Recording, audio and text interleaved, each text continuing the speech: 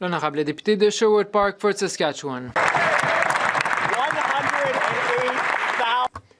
108 000 emplois à temps plein ont été perdus au cours du dernier mois seulement. Nous perdons des emplois à une vitesse pas vue depuis une génération. Nous sommes le seul pays du G7 dont l'économie est en récession, qui affiche le deuxième taux de chômage le plus élevé, le niveau d'endettement des ménages le plus élevé et l'inflation alimentaire la plus forte. Le ministre de l'Intelligence artificielle a imputé nos chiffres de l'emploi à la guerre en Iran et le premier ministre dit que la situation n'est pas si mauvaise. Les Canadiens ne veulent pas plus d'excuses, mais plus d'emplois. Les libéraux vont-ils cesser de nuire pour que les Canadiens puissent enfin retourner au travail? L'honorable leader du gouvernement à la Chambre.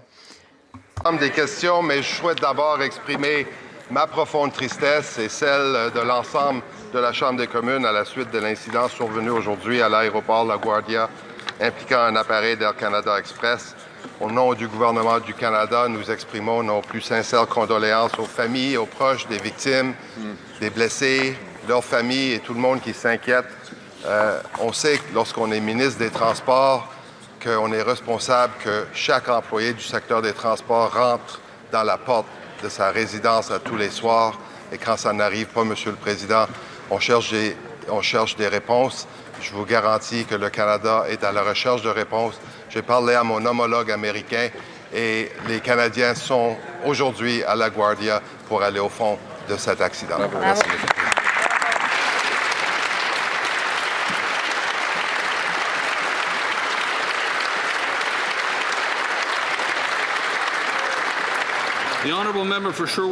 L'honorable député de Sherwood Park, Fort Saskatchewan. Merci, Monsieur le Président. Les conservateurs expriment également leurs condoléances. Maintenant, sur la question du travail, 108 000 emplois à temps plein ont été perdus. Ce sont des milliers d'emplois pour les jeunes qui sont perdus en un seul mois. Ce premier ministre est responsable pour des pertes d'emplois générationnelles. Et pourtant, pas un seul grand projet n'a été approuvé. À l'automne, j'ai annoncé le plan conservateur pour l'emploi. Stimuler l'économie, réformer l'immigration, améliorer la formation et construire des logements là où se trouvent les emplois. Après un an au pouvoir, pourquoi les libéraux n'adoptent-ils pas simplement le plan que nous avons proposé? L'honorable leader du gouvernement à la Chambre.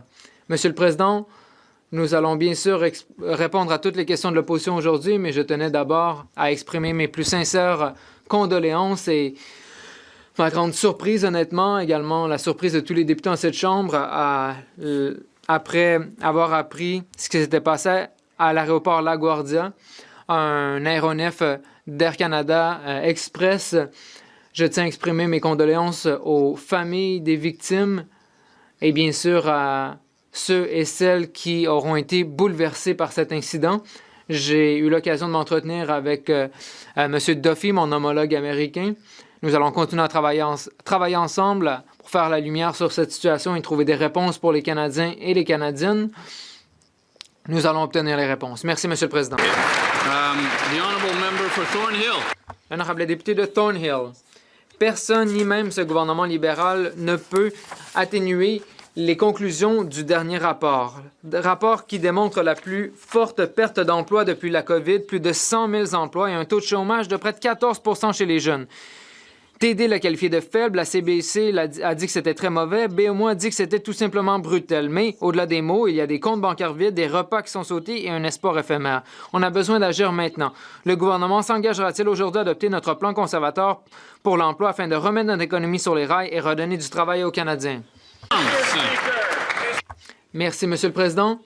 C'est honteux de voir les conservateurs dénigrer l'économie canadienne. Nous sommes fiers au Canada. Nous avons la main-d'œuvre la plus qualifiée au monde. Nous construisons des navires, des autos, des aéronefs. Nous avons des minéraux critiques, nous avons de l'énergie. Nous sommes le seul pays du G7 qui a un accord de libre-échange avec tous les autres pays du G7. Monsieur le Président, de ce côté-ci de la Chambre, nous sommes fiers de nos travailleurs et travailleuses. Nous sommes fiers de notre secteur. Nous sommes fiers du Canada.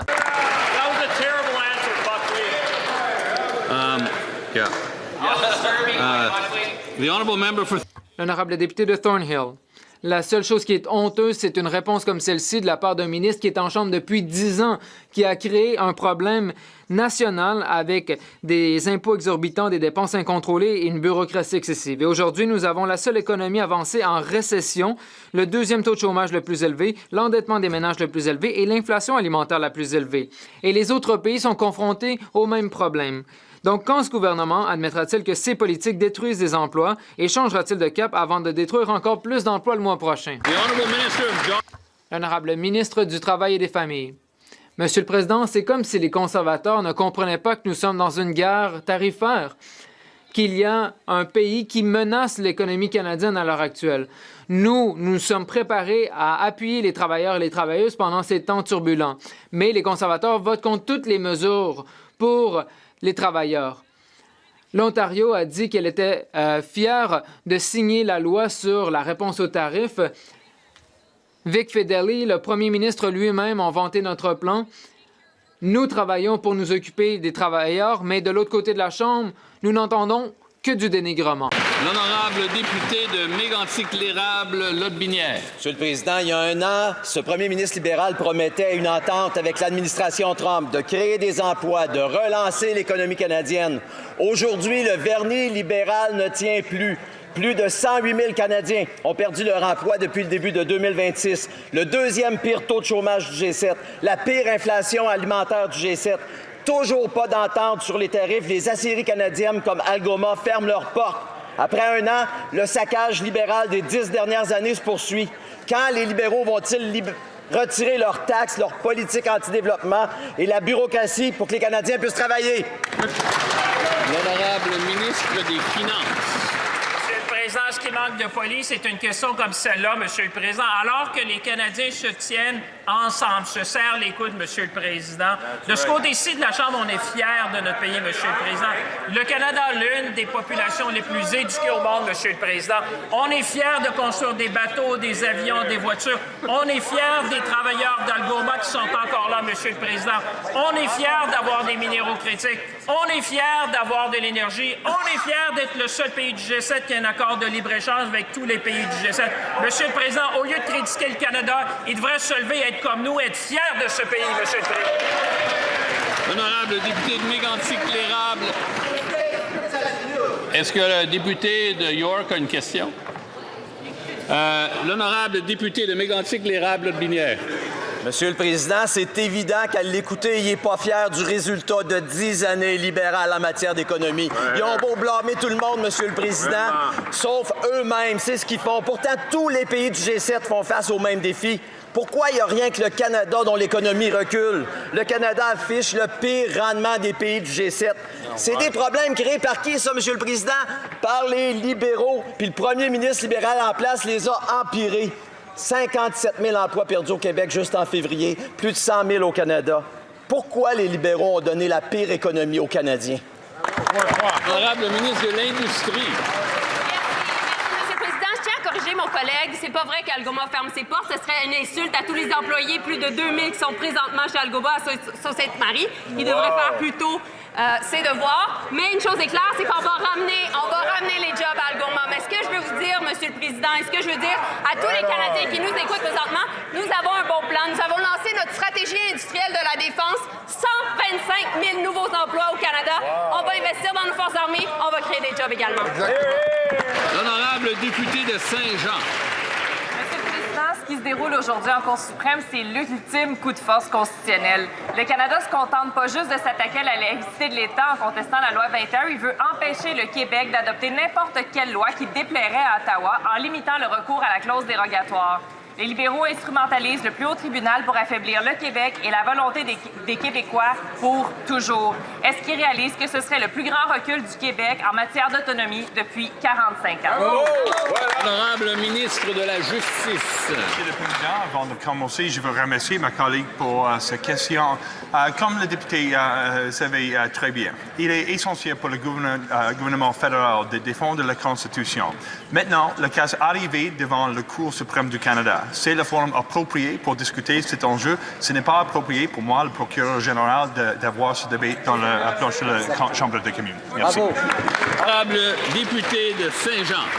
Monsieur le Président, ce ce qui se déroule à la Cour suprême, ça dépasse les allégeances politiques. Oui, il y a la laïcité qui est débattue aujourd'hui avec la loi 21, mais il y a aussi la clause dérogatoire, et ça, c'est beaucoup plus.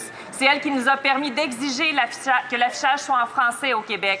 C'est elle qui nous a permis d'adopter pas moins de 41 lois québécoises au fil de l'histoire, toutes liées à notre identité et au progrès social. Est-ce que les libéraux réalisent que s'attaquer à la clause dérogatoire, c'est s'attaquer à tout ce qui fait que le Québec est le Québec? L'honorable ministre de la Transformation du gouvernement. Merci beaucoup, Monsieur le Président. Et je tiens à remercier ma collègue pour sa question. Comme elle le sait, notre position est claire. Elle l'a toujours été. On est le parti de la Charte. On va défendre la Charte et on va le faire devant la Cour suprême. Maintenant, comme l'a dit le ministre de la Justice, l'affaire est devant la Cour suprême et ultimement, le sort de la loi 21 sera décidé par les juges de la Cour suprême. Monsieur le Président, il serait inapproprié pour nous de commenter à ce stade-ci et notre position est claire depuis longtemps. Merci beaucoup. L'honorable député de Rivière-du-Nord. Monsieur le Président, les libéraux s'attaquent à la laïcité en contestant la loi 21 en Cour suprême. Mais ça va beaucoup plus loin lorsqu'ils parlent de limiter l'usage de la clause dérogatoire. Ils veulent se donner un droit de regard sur les lois du Québec. C'est la mise en tutelle de la démocratie québécoise par des élus et des juges du Canada anglais. La clause dérogatoire, c'est le compromis qui a permis l'adoption de la Charte en 1982. Il n'y en aurait même pas de charte sans cette clause-là. Voilà. Est-ce que les libéraux d'aujourd'hui vont se reprendre et respecter le compromis signé par les libéraux de 1982? Voilà! L'honorable leader du gouvernement à la Chambre.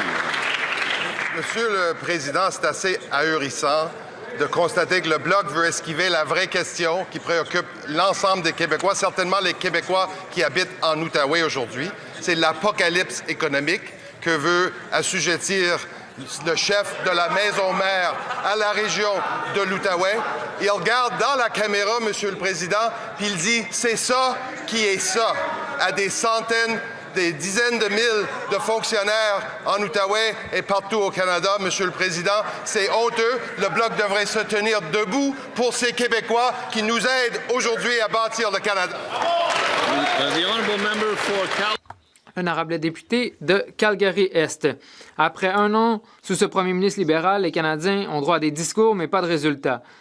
Les libéraux ont bloqué des oléoducs, ils ont fait fuir près de 500 milliards de dollars en investissement. Et les libéraux ont fait ce qu'ils font toujours. Ils ont fait en sorte que le Canada a terminé 2025 avec une économie en récession, le deuxième taux de chômage le plus élevé, le niveau d'endettement des ménages, l'inflation alimentaire les plus élevés du G7. Quelqu'un de l'autre côté peut-il expliquer pourquoi le Canada a la deuxième pire taux de chômage et la seule économie en récession du G7? L'honorable secrétaire parlementaire au ministre de l'Énergie et des Ressources naturelles. Comme le député le sait très bien, la production de gaz et de pétrole a augmenté de 34 % au cours des 10 dernières années au Canada, alors que ça a augmenté de 6 % à l'échelle mondiale. Nous voyons de nouvelles infrastructures être construites. Bien sûr, il y a eu Trans Mountain. On parle maintenant d'optimiser cet oléoduc, mais il y a également NextGen et d'autres projets, des projets de GNL, de Cedar, Woodfibre, Calgary. Nous allons construire, nous allons continuer de construire. J'aimerais que les conservateurs se joignent à nous. L'honorable député de Calgary-Est.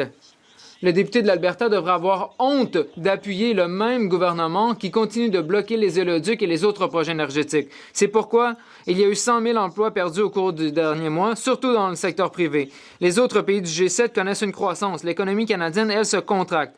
Nous sommes tous confrontés aux mêmes facteurs, mais ce premier ministre, lui, continue d'augmenter les déficits et les impôts. Pourquoi les libéraux ne mettent-ils pas fin à leurs impôts, leurs politiques et leurs déficits pour que les Canadiens puissent retourner au travail? Je sais que le député voulait dire « cet honorable député », l'honorable secrétaire parlementaire au ministre de l'Énergie et des Ressources naturelles. Monsieur le Président, je ressens de la tristesse pour le député qui doit lire les nouvelles chaque jour et chercher les mauvaises nouvelles. Mais voici la réalité, Monsieur le Président.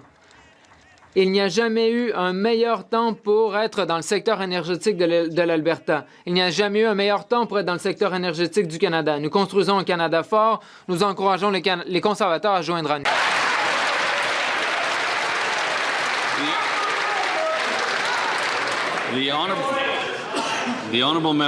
L'honorable député de Newmarket, Aurora. Monsieur le Président, selon Statistique Canada, plus de 100 000 emplois ont été perdus dans les 2 premiers mois de cette année. Et aujourd'hui, Algoma Steel va licencier 1 000 employés. On parle de familles qui vont maintenant se demander comment ils vont pouvoir se nourrir. Après des années de signaux d'alarme, le gouvernement continue d'imposer des politiques qui nuisent à notre compétitivité et coûtent des emplois canadiens. Les libéraux peuvent-ils nous expliquer pourquoi ils ont donné au Canada le deuxième pire taux de chômage du G7 et la seule économie en récession du G7? L'honorable ministre de l'Industrie. Monsieur le Président, c'est bien sûr une triste journée pour plusieurs familles à Sault-Sainte-Marie et plusieurs travailleurs d'Algoma. Mais nous allons rapatrier ces emplois. Nous travaillons sur un plan pour faire en sorte que les travailleurs puissent retrouver leur emploi. Je me suis rendu à Sault-Sainte-Marie 2 fois. J'ai rencontré Algoma Steel. Je vais rencontrer l'entreprise encore aujourd'hui. Il y a 2 projets intéressants. La première en matière de défense, la deuxième en matière d'infrastructure. Nous allons construire des logements au Canada en utilisant l'acier Canada, l'acier d'Algoma Steel. Et nous allons travailler pour rétablir les emplois d'Algoma Steel. L'honorable député de Newmarket Aurora.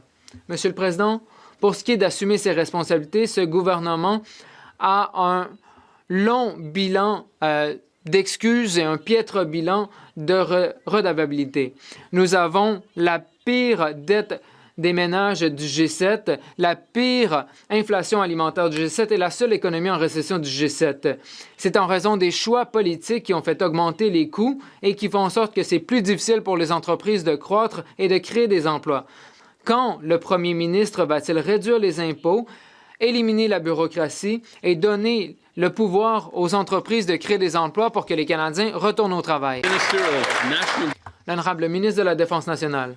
La semaine dernière, nous avons annoncé 40 millions de dollars dans le cadre d'un plan pour transformer le Nord et l'Arctique du Canada avec 10 grands projets, un investissement de 900 millions de dollars, un investissement de 200 millions de dollars pour les capacités dans le Canada atlantique, un contrat pour de nouvelles armes, ainsi que 40 millions de dollars pour la production de munitions en Ontario et au Québec. Notre mission, c'est d'assurer la souveraineté et de créer des milliers d'emplois.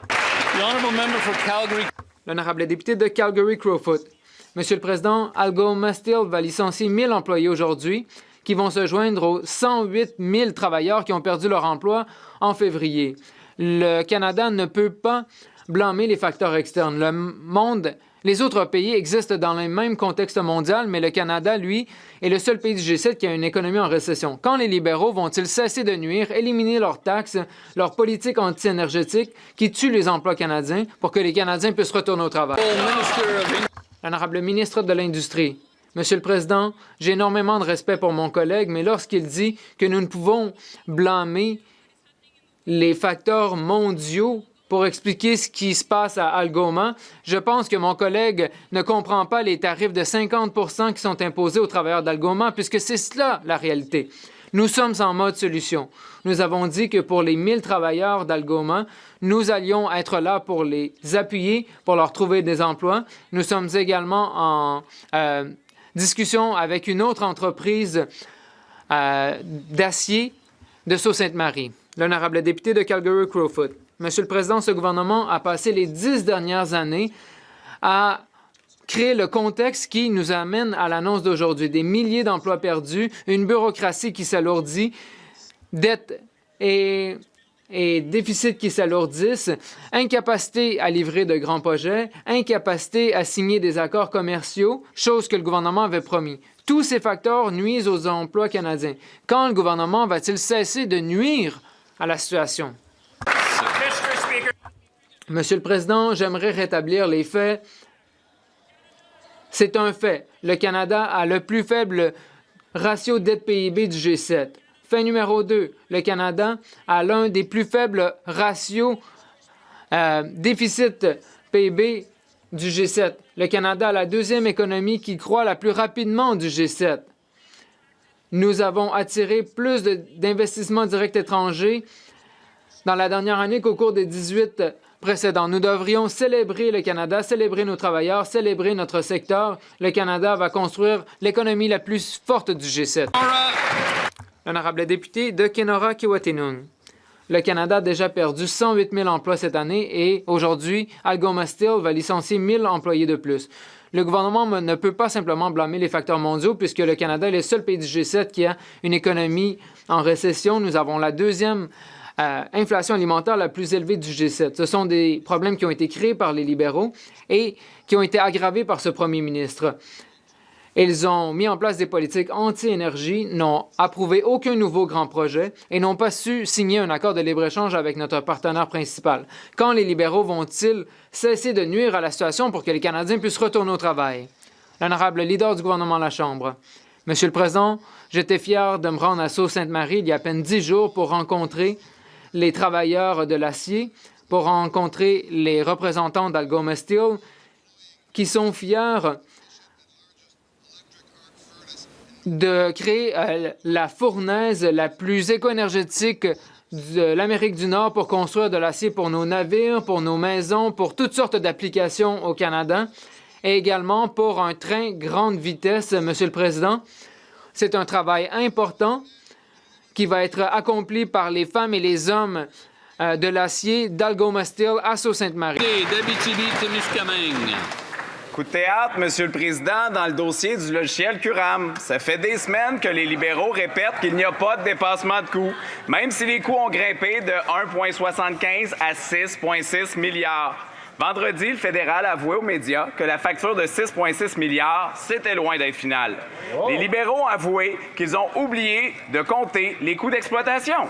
Or, selon un expert, ça pourrait coûter encore 660 millions de plus par an. Ça, c'est un peu comme un scandale cyclique chaque année. À quand une enquête publique indépendante, Monsieur le Président? Honorable ministre de l'Emploi et des Familles. Monsieur le Président, il y a bon nombre de Canadiens qui attendent de recevoir leurs prestations de sécurité de la vieillesse. Les Canadiens s'attendent à ce que leurs prestations soient livrées en temps opportun. 7,7 millions de Canadiens ont été transférés au nouveau système sans qu'il n'y ait aucun problème.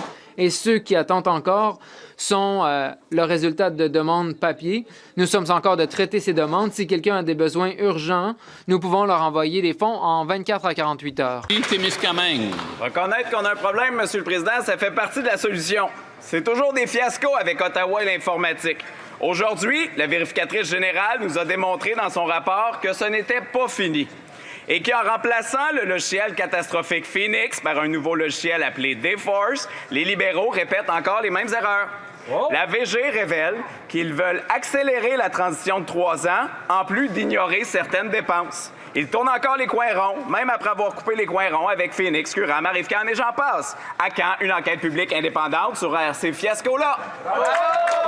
L'honorable ministre de la Transformation du gouvernement.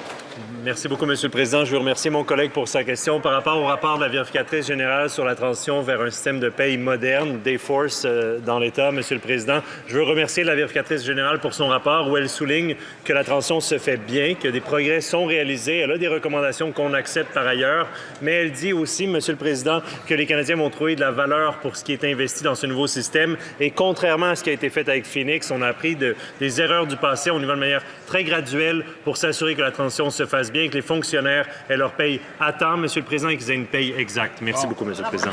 L'honorable député de Bellechasse, les Etchemins-Lévis. Monsieur le Président, le bilan économique de ce gouvernement est catastrophique. 100 000 emplois perdus en 2 mois. Il annonce aujourd'hui du renvoi de 1 000 travailleurs chez Algoma Steel, Monsieur le Président. Pendant que nos partenaires du G7 avancent, le Canada, lui, recule. Comment les libéraux ont-ils pu faire du Canada le deuxième pire taux de chômage et la seule économie en déclin du G7, Monsieur le Président? Comment ils ont fait ça? Honorable ministre de l'Industrie. Il va de soi que nos pensées sont avec les travailleurs qui sont présentement chez Algoma Steel à Sault-Sainte-Marie. J'ai eu l'occasion de rencontrer les travailleurs, leurs syndicats, l'administration également d'Algoma Steel. Nous sommes en mode solution parce que nous savons, contrairement à ce que les conservateurs disent, que ces emplois-là, ces pertes d'emplois-là sont dues à la guerre tarifaire. Donc, malgré tout, nous aidons Algoma à faire en sorte d'avoir des nouveaux projets d'affaires, des projets d'affaires qui vont pouvoir ramener les emplois à Algoma. Nous sommes convaincus que nous sommes capables de le faire au cours des prochains mois. Bravo. Honorable député de Bellechasse, les Etchemins-Lévis. Moi, je les invite à enlever leurs lunettes roses, Monsieur le Président. Ce sont leurs taxes leur bureaucratie et leurs lois anti-énergie qui étouffent nos entreprises, Monsieur le Président. Résultat, l'inflation alimentaire au Canada est la plus élevée du G7 et ses familles les plus endettées. Monsieur le Président, quand les libéraux vont-ils retirer leurs taxes et leurs paperasses pour que les entreprises canadiennes puissent respirer et que les Canadiens puissent enfin travailler, Monsieur le Président? Honorable ministre des Finances. Monsieur le Président, c'est comme si les collègues conservateurs vivaient sur une île déserte, Monsieur le Président. La réalité, le Canada, comme tous les autres pays du G7, font faire une guerre commerciale, Monsieur le Président. De ce côté-ci de la Chambre, on a présenté un plan ambitieux pour faire de l'économie canadienne l'économie la plus forte du G7, Monsieur le Président. Comme je l'ai dit plus tôt, au contraire de ce que ma collègue a dit, le Canada est dans une position enviable dans le G7. Nous allons investir dans nos entreprises, nous allons investir dans nos travailleurs, nous allons investir pour faire du Canada, Monsieur le Président, l'économie la plus résiliente du G7. L'honorable député de Portneuf, Jacques Cartier. Monsieur le Président, j'entends mon collègue dire qu'on a la meilleure position dans le G7. Monsieur le Président, depuis le 1er janvier, 100 000 emplois ont été perdus. Aujourd'hui même, 1 000 emplois supplémentaires, la plus forte inflation alimentaire et la seule économie en déclin dans le G7. Un très haut taux de chômage et le plus haut niveau d'endettement des ménages. C'est ça le résultat des libéraux. Les Canadiens sont inquiets et ils étouffent. Quand les libéraux vont-ils agir en retirant les taxes abusives et la bureaucratie pour que les Canadiens puissent enfin vivre? L'honorable ministre. Monsieur le Président, il parle d'action. Agir, Monsieur le Président, c'est établir le bureau des grands projets puis aller de l'avant avec de la construction, par exemple, à Contrecœur à Montréal, ou la semaine dernière, où j'étais à Montréal pour annoncer Nouveau Monde Graphite, 459 millions en prêts qui sont octroyés pour 1300 emplois, Monsieur le Président, à Saint-Michel-des-Saints. C'est ça de l'action. L'action, c'est unir l'économie canadienne pour générer des retombées économiques, de la productivité au pays. L'action, Monsieur le Président, sur l'abordabilité, c'est couper les impôts pour 22 millions de Canadiens, Monsieur le Président. Et pendant que ce gouvernement agit, bien, il reste de l'autre côté, Monsieur le Président, à faire de l'obstruction jour après jour, et c'est regrettable. Merci beaucoup. L'honorable député de Charlebourg, Haute-Saint-Charles. Monsieur le Président, le 12 mars dernier à Montréal, Cho Hukim, 55 ans, a été poignardé à mort dans son propre dépanneur, en plein jour, par Xavier Gelatli, un individu connu depuis des années pour sa violence et ses graves troubles mentaux. Dès 2016, les autorités nous avertissaient qu'il risquait de tuer quelqu'un s'il était remis en liberté. Malgré cela, après sa peine, il était relâché sans encadrement suffisant. Dans l'affaire Eustachio-Galaise, il y a quelques années, c'est l'évaluation du risque par la Commission des libérations conditionnelles qui a été mise en cause. Dans les deux cas, des avertissements existaient. Pourquoi ont-ils ignorés?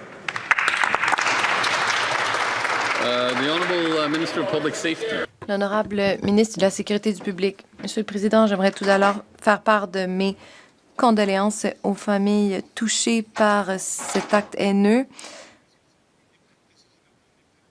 Cet acte terrible, c'était une décision indépendante de la Commission de délibération conditionnelle. Nous allons renforcer notre système de libération sous caution, tout comme la détermination des peines, et nous allons travailler avec tous les partis pour améliorer la sécurité des Canadiens. De Charlebourg, Haute-Saint-Charles.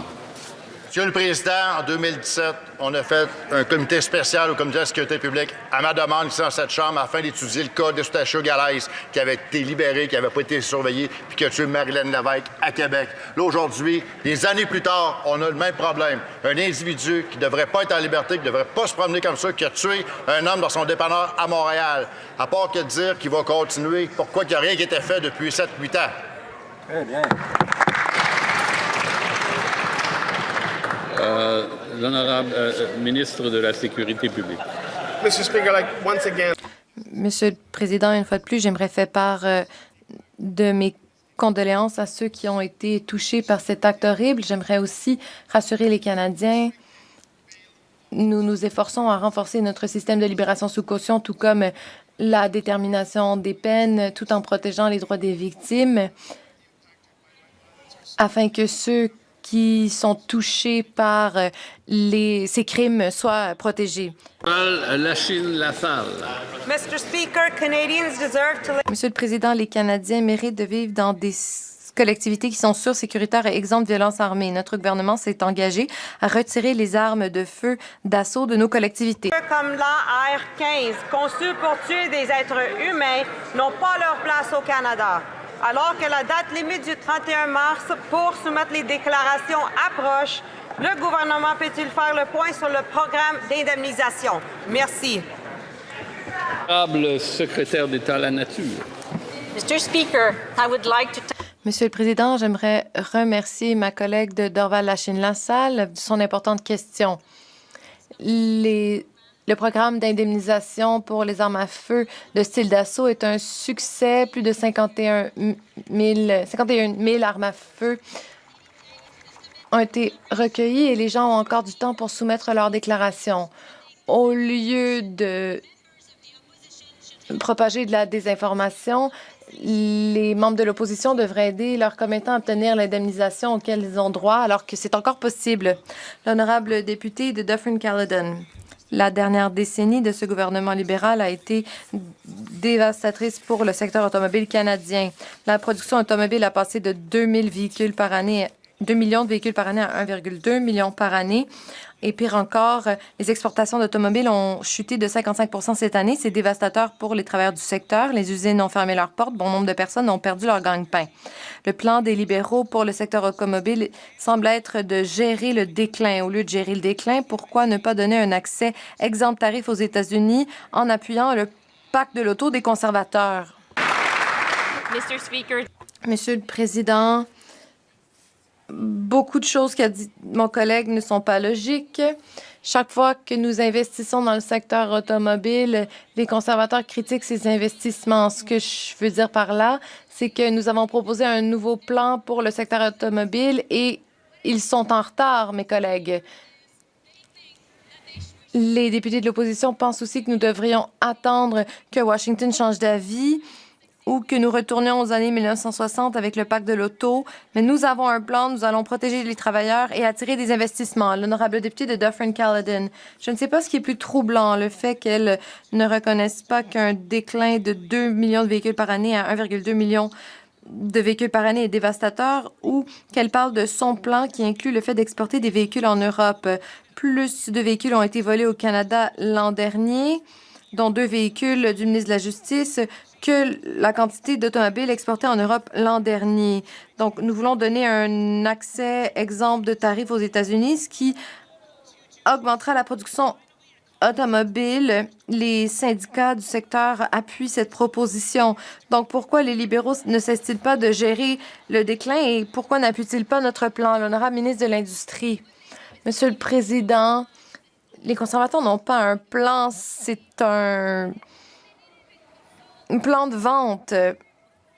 Unifor, les travailleurs touchés par les fermetures d'usines sont d'accord. Unifor a dit que les idées des conservateurs menacent l'avenir de Brampton, de l'usine de Brampton plutôt. Nous avons des bonnes nouvelles pour le secteur automobile, notamment les investissements de Toyota et de Honda. Nous allons ouvrir de nouvelles usines à batterie qui créera 3 000 nouveaux emplois. L'honorable député d'Oshawa.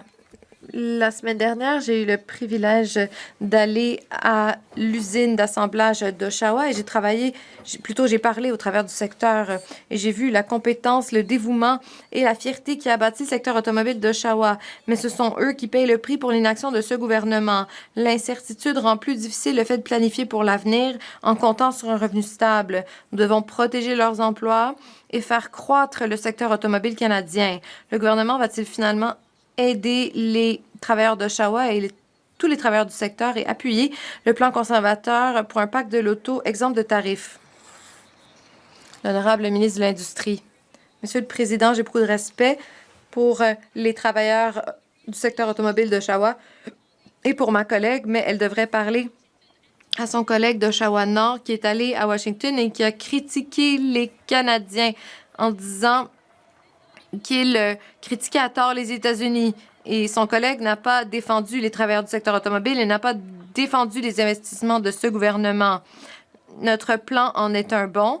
Ma collègue devrait aussi parler à Unifor, car ce syndicat qui représente les travailleurs d'Oshawa s'oppose au plan conservateur.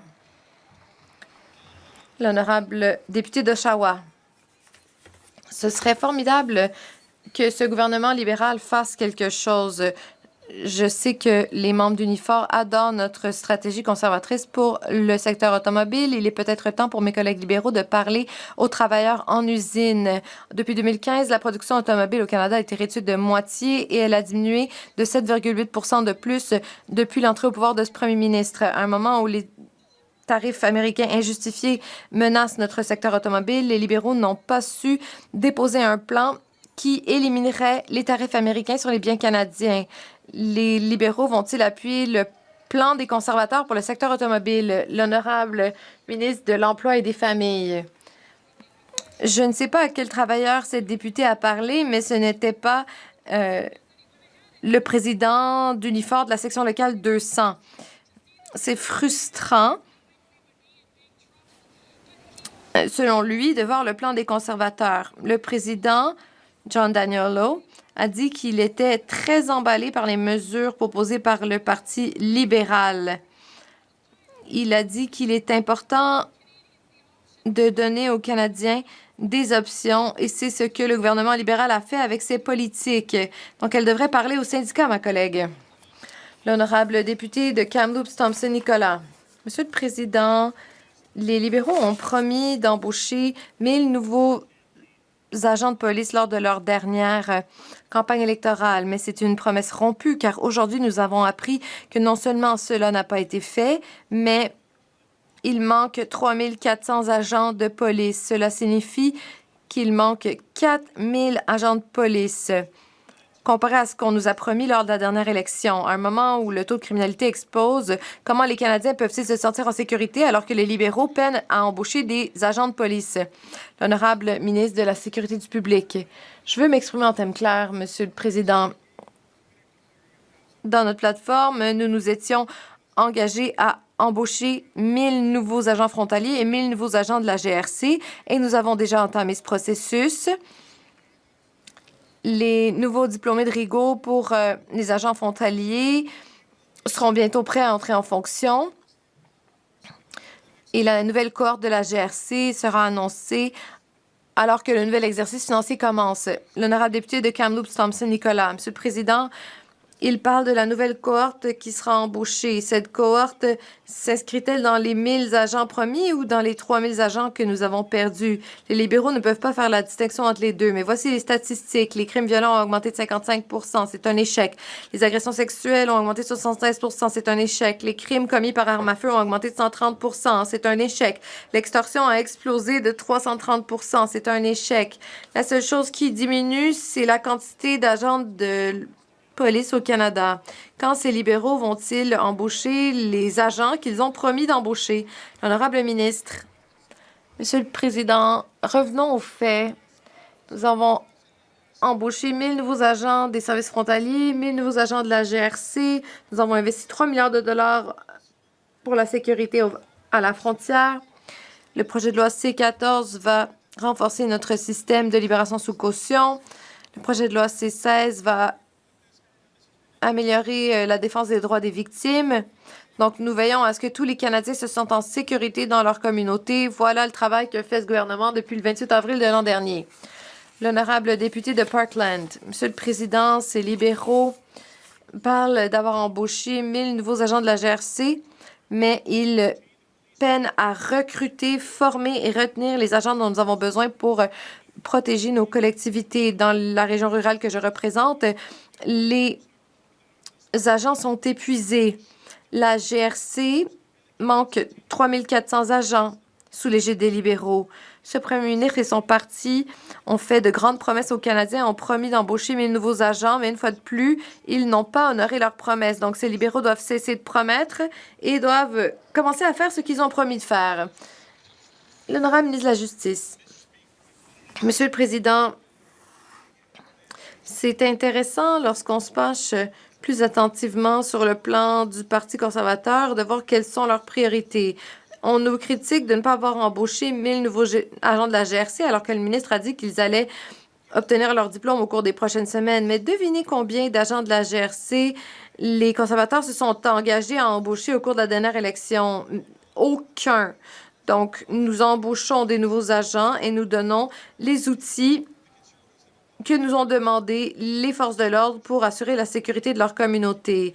Nous allons continuer à travailler de concert avec les forces de l'ordre. L'honorable député de Parkland, ces libéraux peuvent faire des promesses et détourner l'attention des Canadiens de leurs échecs, mais le rapport de la vérificatrice générale est accablant. Il manque 3 400 agents de la GRC et ce gouvernement libéral n'arrive pas à former, à retenir davantage d'agents. Nous devons protéger nos communautés. Après 10 ans des échecs de ce ministre de la Justice de renforcer notre système de la justice, une vague de crimes déferle sur le pays. Pourquoi ce premier ministre n'honore-t-il pas ses promesses d'embaucher plus d'agents de maintien de la paix et de sécuriser nos collectivités? L'honorable ministre de la Justice, mon collègue nous a accusés de détourner l'attention des Canadiens, mais cela ne m'intéresse pas. Les conservateurs n'ont pas fait campagne sur l'embauche d'agents de la GRC. Leur chef a dit du leadership de la GRC qu'il était dégoûtant et a demandé à la GRC d'emprisonner ses opposants politiques. Nous avons l'appui de nombreuses associations de policiers, des associations régionales également. Nous allons continuer à travailler avec les agents de maintien de la paix pour coopérer et améliorer la sécurité des Canadiens. L'honorable député de Oxford, ce premier ministre a promis la sécurité avec l'embauche de 1000 nouveaux agents de la GRC. La vérificatrice générale rapporte maintenant qu'il manque 3 400 agents de la GRC. Le recrutement ne fonctionne pas. Il manque d'agents à former et après un processus long d'1 an, le taux de réussite est de 6 %. Pour ces nouveaux diplômés, la violence augmente à un crime alarmant. Quand ce premier ministre libéral va-t-il embaucher plus d'agents de la GRC pour protéger les Canadiens? L'honorable ministre de la Sécurité du public. Monsieur le Président, nous allons bientôt avoir des diplômés de la GRC à embaucher. Nous avons aussi 1000 nouveaux agents de l'Agence des services frontaliers qui entrent en fonction bientôt. De ce côté-ci de la Chambre, nous appuyons la GRC. Nous appuyons les forces de l'ordre. Nous avons déposé le projet de loi C-22 qui donnera aux forces de l'ordre les outils dont ils ont besoin pour garantir la sécurité des Canadiens. L'honorable député de Labrador. Monsieur le Président, le nord du Canada vit des changements considérables. Les changements climatiques et les agissements des acteurs étrangers modifient la région. Au Labrador, nous savons ce que cela signifie d'augmenter notre résilience et de sécuriser le Grand Nord tout en le défendant. Notre gouvernement a un plan pour défendre l'Arctique et le Nord. Le ministre de la Défense nationale peut-il dire à cette Chambre comment ces investissements considérables vont nous aider à défendre le Nord et l'Arctique? L'honorable ministre de la Défense, c'est à nous de défendre le Canada des menaces émergentes. C'est pour cela que nous avons investi 35 milliards de dollars dans notre plan pour transformer et bâtir l'Arctique et le Nord canadien. Ceci inclut 32 milliards de dollars pour nos bases d'opérations déployées avancées, dont une 5e escadre à Goose Bay au Labrador. Monsieur le Président, nous investissons de manière générationnelle pour garantir la sécurité et la force du Canada. L'honorable député de Calgary-Nose Hill. Monsieur le Président, il y a près de 3 millions de non-citoyens au Canada qui ont des permis de travail expirés et les jeunes Canadiens ne peuvent pas se trouver d'emploi. Dans un rapport qui n'a surpris personne, la vérificatrice générale a rapporté 150 000 cas de fraude de permis étudiants. Pire encore, nous avons découvert que la ministre enquête seulement sur 2000 d'entre eux, tout en allouant des ressources pour acheter un hôtel pour héberger des demandeurs d'asile. Quel chaos. La ministre est-elle satisfaite de mettre des fraudeurs au premier rang pour la gestion du régime d'immigration au Canada. L'honorable ministre, merci à ma collègue pour sa performance.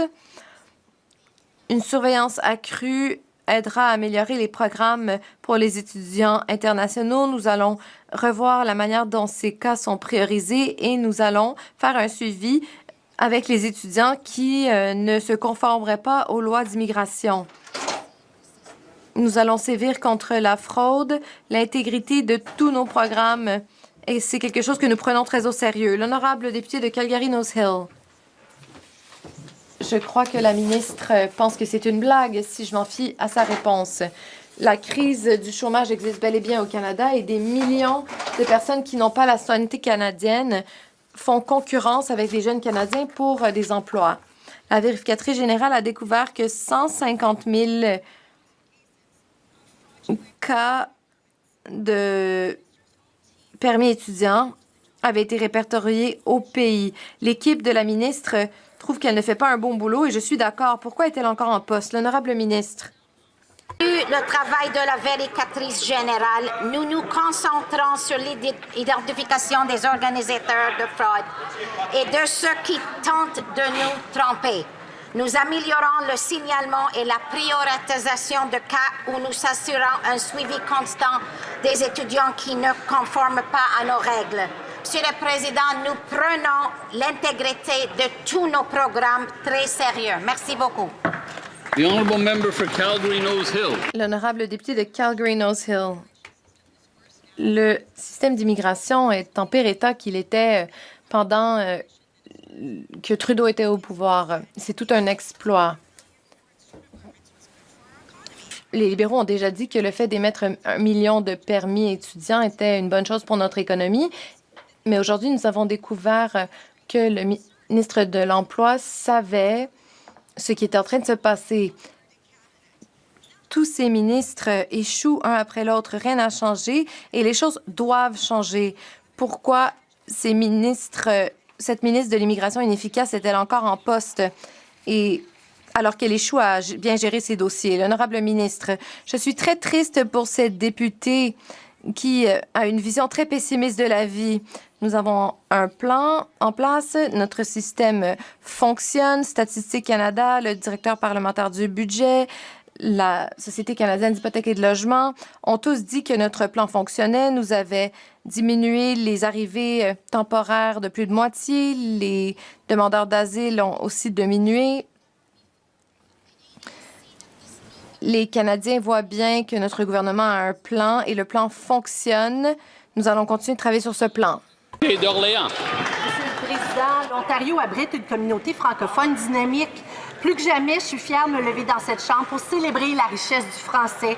À l'occasion de la Journée internationale de la francophonie, il est important de renforcer la présence francophone et attirer et retenir des talents francophones dans notre province de l'Ontario et à travers le Canada. Est-ce que la ministre de l'Immigration peut nous dire ce que notre gouvernement fait pour mieux soutenir les communautés francophones à travers le pays? L'honorable ministre de l'Immigration, des Réfugiés et de la Citoyenneté. Merci beaucoup, Monsieur le Président, et je remercie mon collègue pour son excellent travail. La semaine dernière, à l'occasion de la Journée internationale de la francophonie, j'ai annoncé de nouveaux fonds pour soutenir l'immigration francophone. Avec ces investissements, on renforce la capacité des communautés francophones en situation minoritaire d'attirer et de retenir les travailleurs qualifiés. C'est comme ça qu'on va atteindre nos objectifs et assurer l'épanouissement du français ici parmi le Canada. Merci beaucoup. L'honorable député de Hamilton-Est, Stony Creek, le premier ministre s'est fait prendre à avoir induit les Canadiens en erreur. Il a prétendu avoir discuté de violations de droits humains et d'ingérence étrangère avec les dirigeants du Parti communiste chinois, mais dans une question, il a été révélé, dans une réponse à une question, il a été révélé qu'aucun de ces sujets n'avait été abordé. Le premier ministre a encore une fois tenté de modifier son histoire. Donc, pourquoi le premier ministre ne s'en tient pas à une seule version? L'honorable ministre des Affaires étrangères. Donc, la réponse a été soumise par erreur et sera corrigée à la première occasion.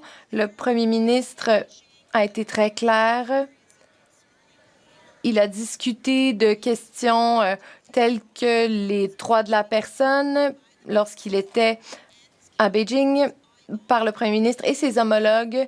J'ai aussi soulevé la question avec mon homologue en Chine, tout comme j'ai soulevé d'autres questions. Et je veux mettre l'accent sur le fait que le Canada est chef de file à l'échelle mondiale pour la défense des droits de la personne et du système mondial fondé sur les règles. L'honorable député de Vancouver-Est, après la dernière rivière atmosphérique et les inondations dans la prairie de Somas, les libéraux ont promis de nous aider, mais c'était des paroles creuses. La semaine dernière, il y a eu 2 rivières atmosphériques, mais le gouvernement tarde encore à intervenir et apporter son aide à cette région importante à l'échelle nationale pour la production alimentaire. Ottawa n'a pas encore octroyer les millions de dollars nécessaires pour le plan d'atténuation des inondations, ce qui met la région à risque. Quand le premier ministre va-t-il octroyer le financement nécessaire pour protéger ce corridor économique essentiel? L'honorable ministre de la Préparation aux urgences et de la résilience des communautés. J'ai été en contact avec mes homologues à Abbotsford et dans la vallée de Fraser depuis décembre de l'année dernière. J'ai participé à de nombreuses réunions et nous allons agir de concert avec Abbotsford pour parler de stratégie d'atténuation des inondations. Merci. C'est ce qui m'a fait la période des questions pour aujourd'hui.